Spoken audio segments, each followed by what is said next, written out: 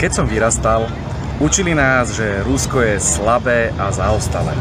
A ja som sa vždy pýtal, ako je možné, že také slabé a zaostalé Rusko nás dokázalo oslobodiť v druhej svetovej vojne od fašizmu.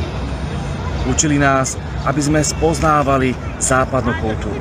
A ja som spoznával Tolstoja, Dostojevského, Turgeneva, Čajkovského a zamiloval som sa do ruskej kultúry.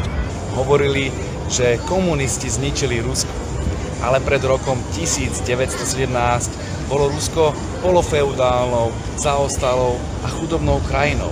Kdežto o 2 generácie neskôr, aj vďaka komunistom, Sovietsky zväz posielal do vesmíru kozmonautov a stal sa svetovou mocnosťou. Hovorili, že Rusko je agresívne a militaristické, ale všetky vojny naokolo viedli Američania. Vojnu v Iraku, vojnu v Juhoslávii, vojnu v Afganistane.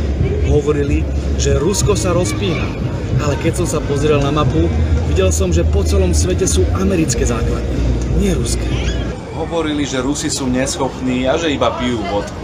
A pritom sa triasli z vedeckého pokroku, z ruských zbraní, z kybernetických útokov a zo všetkých ruských výdobytkov.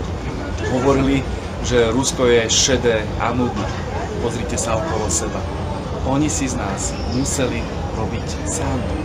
Rusko je krásne, Rusko je múdre, Rusko je vyspelé. Roky nás o ňom klamali a roky Rusko ponižovali. No ten čas je preč, pretože ľudia otvárajú oči a vidia Rusko rásť a Západ upadať. Ja som veľmi rád, že Rusko je náš priateľ a že ho stále vnímame ako nášho osloboditeľa od fašizmu. Urobím všetko preto, aby to tak ostalo.